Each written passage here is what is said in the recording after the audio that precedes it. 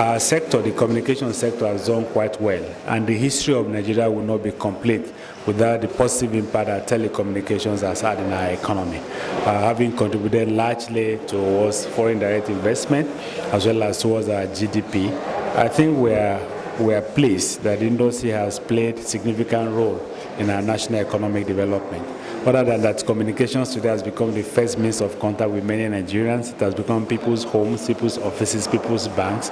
We're also glad that looking at the future of technology in Nigeria is very bright. So, and as we celebrate today, I will say we should continue to embrace the benefits of technology and engage the use of technology in more positive ways than in other ways.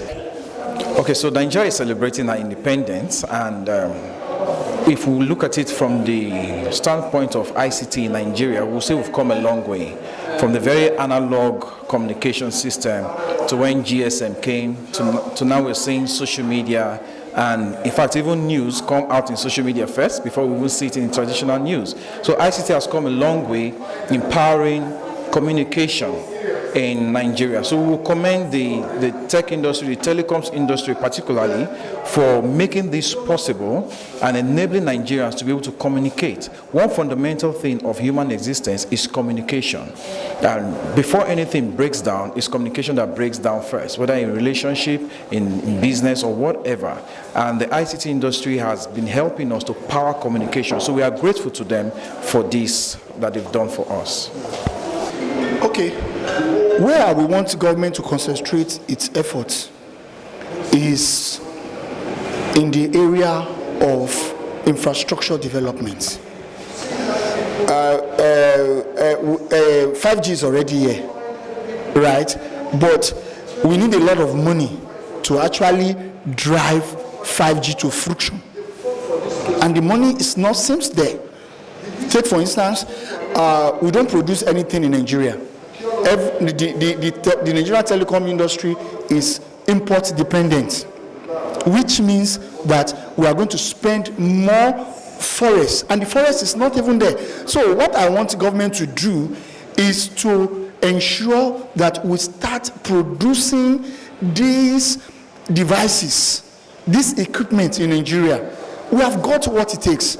Remarkable. When I first heard of the statistics that we were probably 19% or close to 20% contribution to the gross domestic product of Nigeria, it was quite for me on a personal note, it was quite impressive, especially thinking of the fact that one has been in this industry close to 2 decades today, and I know where we were when we started and where we are right now, and the possibilities of where we're headed to as an organization, right? So there's been a whole lot, but is there room for improvement? Of course. There's a lot more work to be done. I kid you not, there's a lot of work to be done in transforming Nigeria's digital economy, in putting the right people in the right places, in putting the right infrastructure, and also in creating the sort of opportunity that will see government, people, and businesses come together. That is the only time the digital economy can thrive. Because it's not just a government thing or a private sector thing. That synergy, that collaboration must exist for us to really, really, really thrive as an organization. Lately, in the last 4 to 5 years, we see how ICT is helping agriculture, same way that ICT is going to help other sectors of the economy to be able to flourish. So we've done exceedingly well in ICT, and we are looking at government policy. That is the very big challenge to harness the potentials of ICT in the economy. So we need government to take a closer look to policy that hinder application of solutions to other sectors of the economy. And I would say the telecoms industry, the ICT industry have played a major role in the short number of years they've been playing in Nigeria as a sector in Nigeria. As at the last time, I think the contribution to GDP is about 12.64%, which from now 18. So I think fantastic. So the industry is doing well, but there's still a long way to go. Well, I'll say ICT sector is work in progress. is a sector that is evolving as far as this country is concerned. But in terms of doing business and all of that, the contribution of ICT to doing business, to ease of doing business in Nigeria has been tremendous, and there's still a lot of work to be done. I must say, there's still a lot of work to be done. Well, the great thing about ICT, it has transformed the way we all think, the way we all accept things now. It's a reality check that the universities are closed.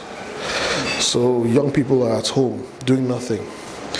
Without technology, we wouldn't have the ability to have Bolt, Uber.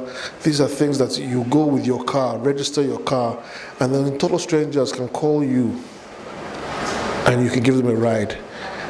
And you have technology that will even guide you to places you've never driven before. This is all due to ICT. Technology is getting better and better in the world, and we Nigerians are leapfrogging the rest of the world by just taking what is available and building on it here in Nigeria. Today I was able to get the understanding of how far we've gone in our ICT sector, especially in banking, compared to the Western countries. So we are doing well with the challenges at hand, the hurdles to be crossed, how far we've gone. We've not done badly. There are still many milestones to meet, but I think if the country continues to put things in place for us, the sky is the beginning of our journey. Okay, Nigeria can do what I say 40 times more than what we are doing. We have a deficit of performance and intelligence and knowledge and in technology. Not because we cannot, but because deliberately one invisible force pushes us back, and we allow that force to continue to push us back. We can do much, much better. Okay? I want to believe that somebody like you that has been in the ecosystem of media technology production, you have a mega studio that will be training thousands of children. And this mega studio, you don't need to build it by yourself, but government and investors and well-wishers will come and say, let us invest on this ingenuity to build it further.